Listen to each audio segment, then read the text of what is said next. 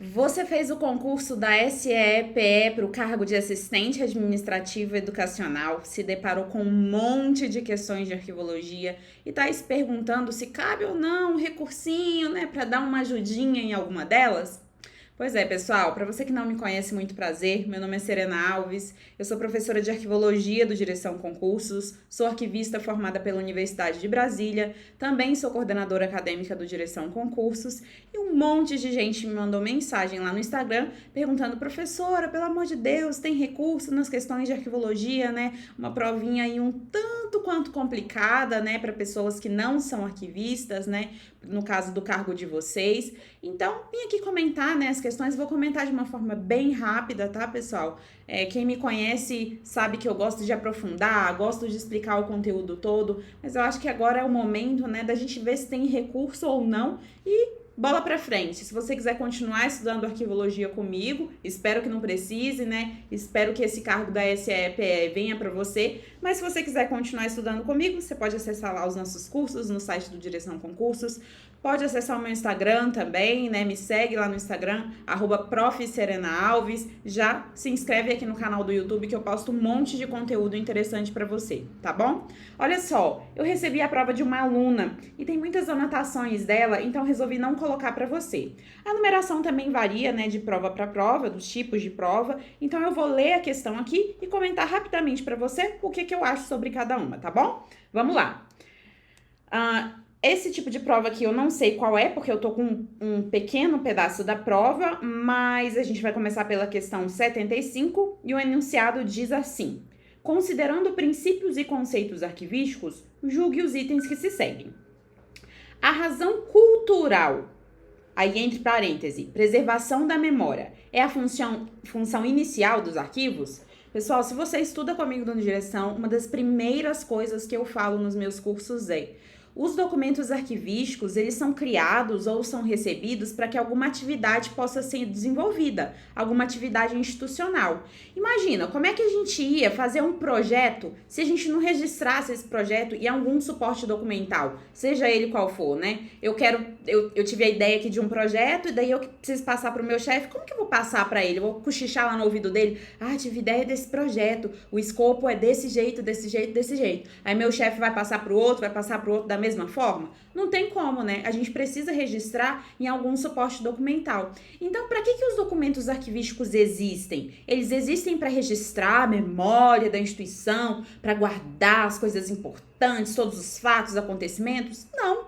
Eles existem, pessoal, porque as instituições precisam registrar as suas atividades. Então, quando o item fala aqui que a razão cultural, né, ou seja, a preservação da memória, é a função inicial dos arquivos, não mesmo. A função dos arquivos é servir a instituição, é servir a administração. Então, essa função de preservação de memória, essa função cultural, pode ser que apareça quando os documentos já tiverem cumprido as funções pelas quais foram criados e já estiverem lá no arquivo permanente, tá bom? Aí a gente faz o uso, né, da memória dos documentos, dos registros documentais, né, que comporam ali a instituição no decorrer das atividades e que são importantes para essa questão cultural. No caso aqui, a gente tem uma questão, então, incorreta.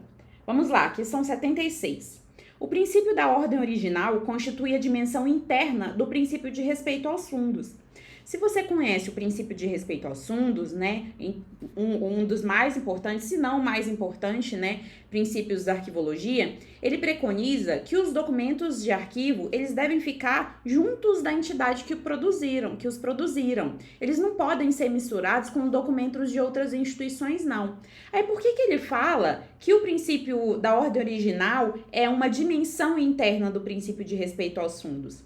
Porque se você respeita o princípio de respeito aos fundos, né? Se você respeita os fundos, se você não mistura os documentos de uma instituição com os documentos de uma outra instituição, você está promovendo que a ordem original seja mantida. Ou seja, você está fazendo com que, de certa forma, né, a ordem com que os documentos foram criados, né, a ordem intelectual e a ordem material, ela seja mantida. Porque se você desrespeita o princípio de respeito aos fundos, ou seja, se você mistura os documentos de uma instituição com os documentos de outra instituição, claramente a ordem original já se perdeu ali, tá bom? Por isso que a gente fala aí nessa dimensão interna do princípio da ordem original em relação ao princípio de respeito aos fundos, a questão número 76 aí, corretinha, beleza, pessoal? Vamos lá, questão número 77. A organização dos documentos em fundos de arquivo é o resultado da aplicação direta do princípio da pertinência. Pessoal, o princípio da pertinência, ele vai falar que a gente tem que organizar os documentos por tema.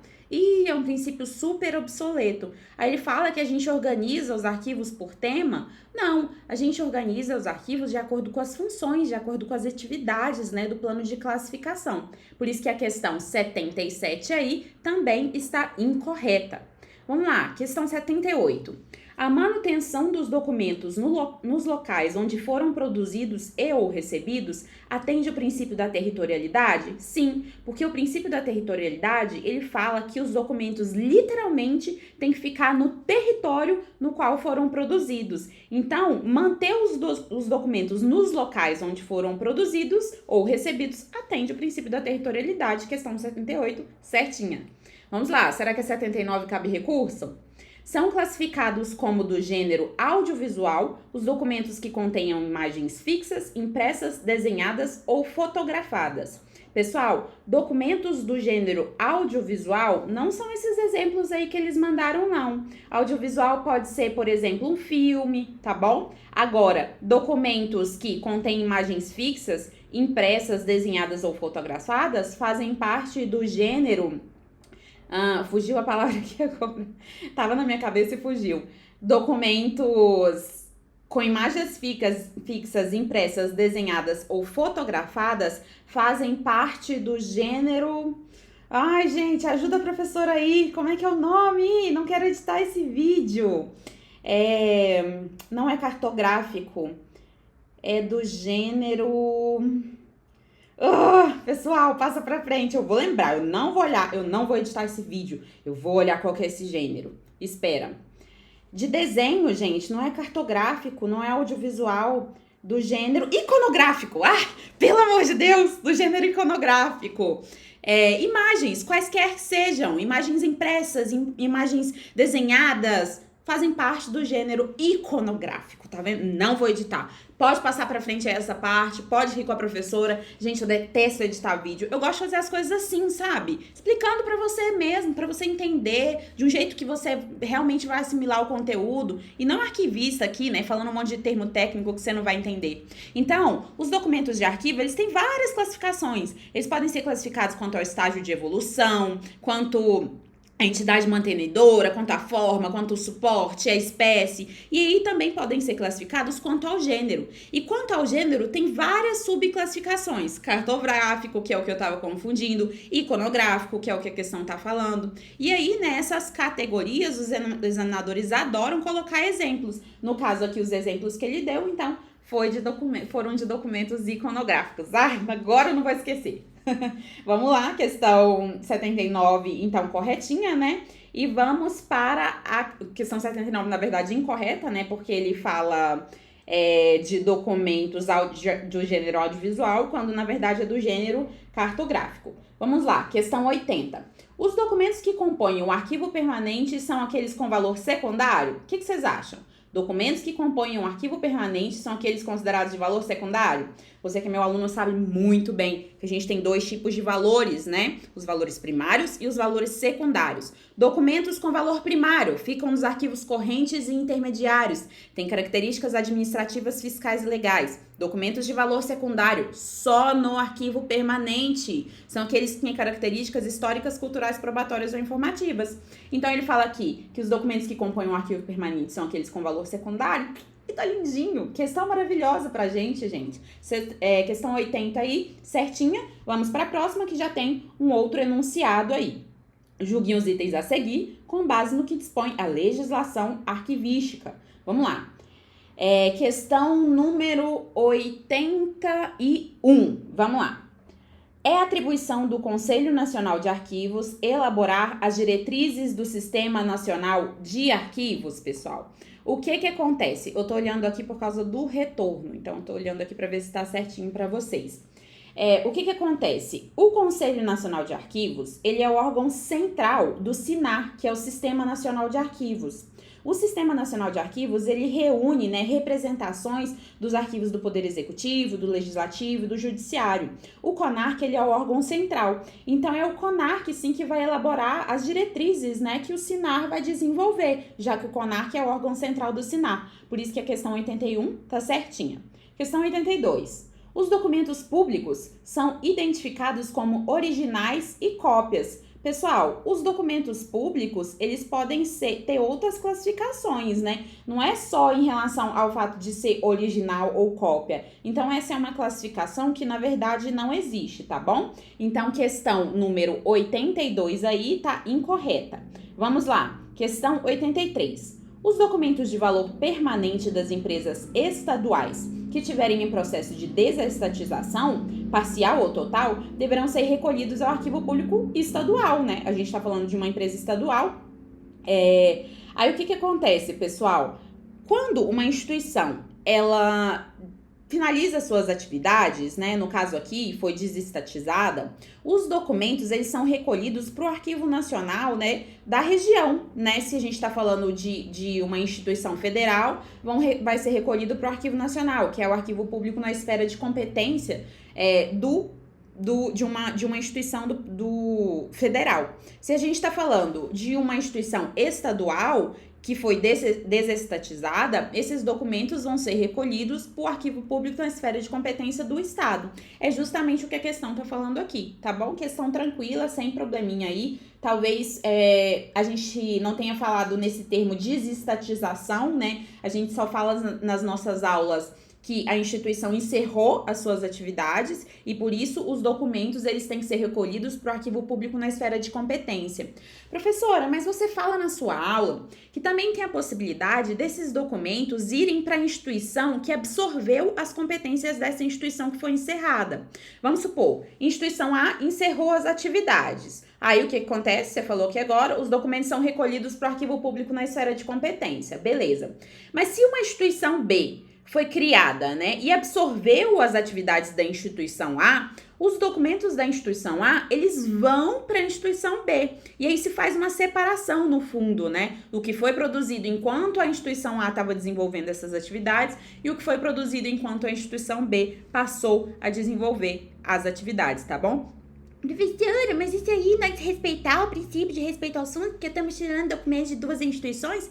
Gente, não vamos ser muito radical, né? Caraca, a instituição B está desenvolvendo a mesma atividade. Ela vai precisar analisar esses documentos. Ela vai precisar entender como é que a atividade era desenvolvida lá na instituição A. Então, a gente realmente recolhe esses documentos para a instituição B, nesse caso, né? E daí se faz a separação do fundo. Isso não é desrespeitar nada, não. Isso é dar continuidade de uma forma organizada, tá bom? Então, a questão aí, número 83, né, tá certinha, porque de fato os documentos de valor permanente que estiverem em uma instituição de processo de desestatização, sendo que é uma instituição estadual, vai ser recolhido para o arquivo público estadual, né, o arquivo público na esfera de competência. Se fosse federal, federal.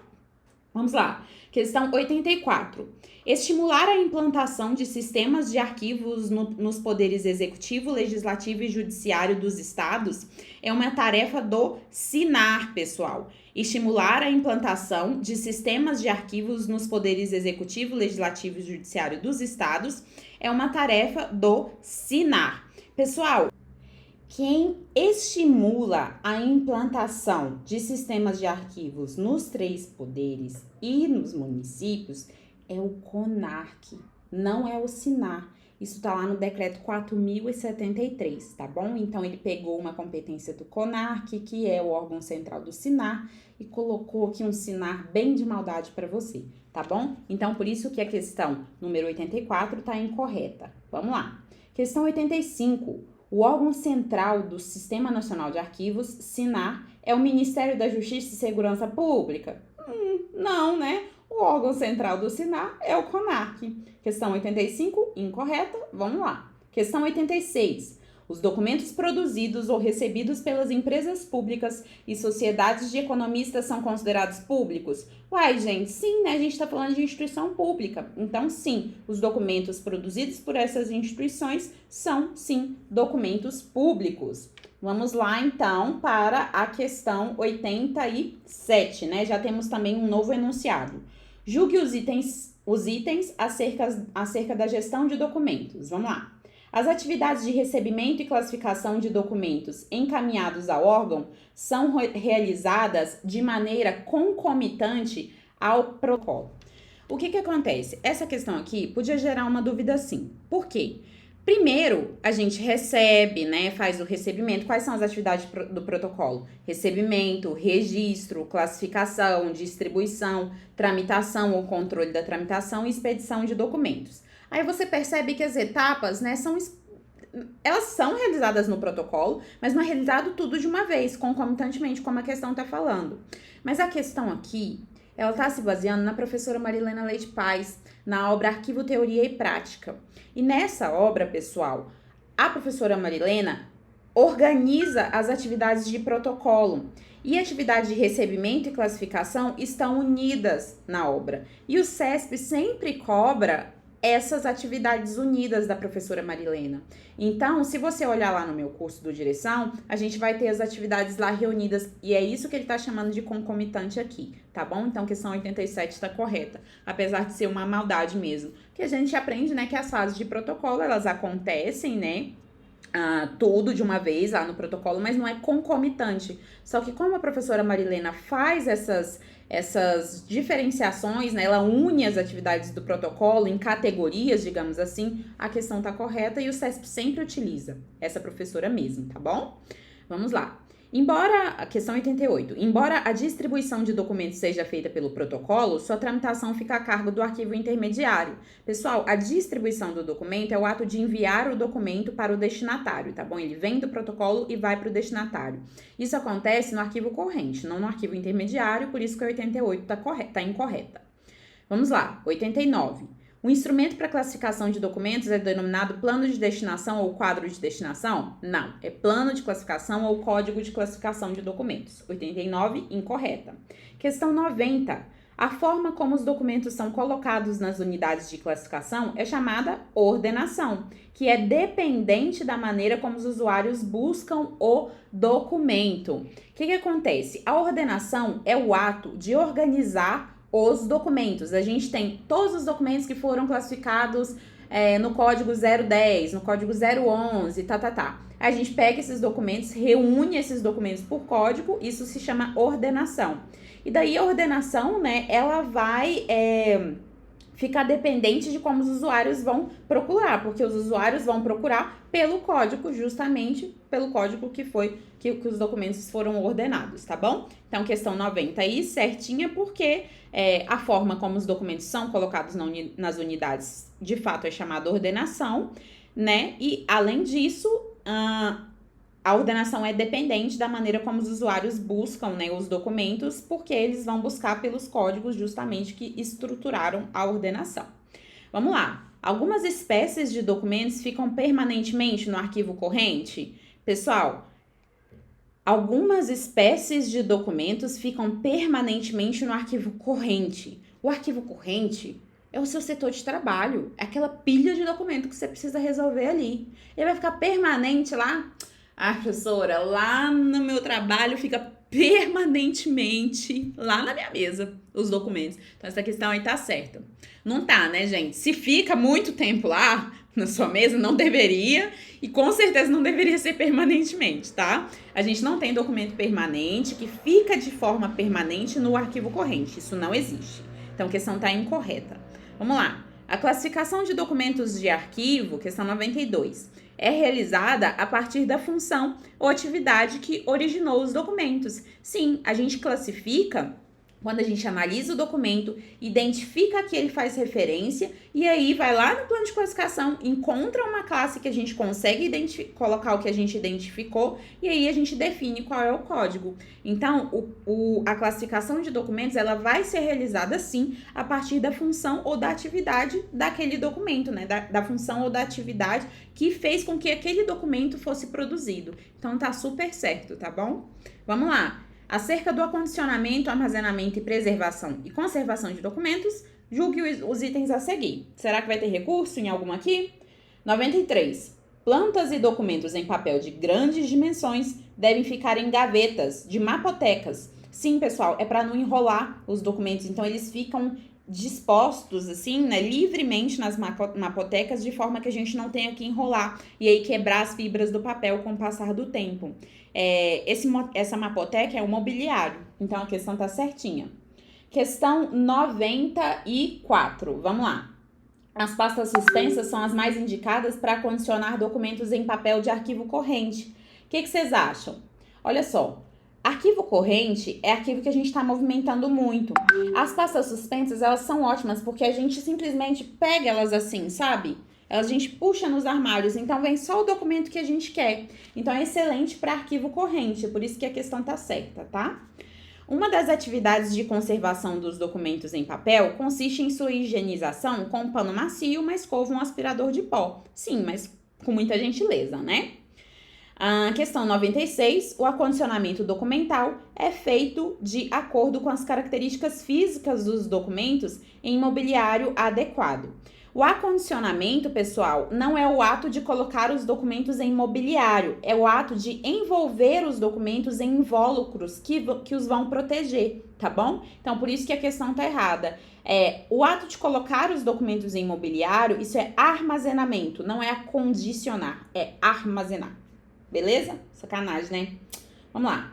Segundo as técnicas de melhor conservação documental, a luz artificial, mas não a natural, deve incidir diretamente sobre os documentos em papel.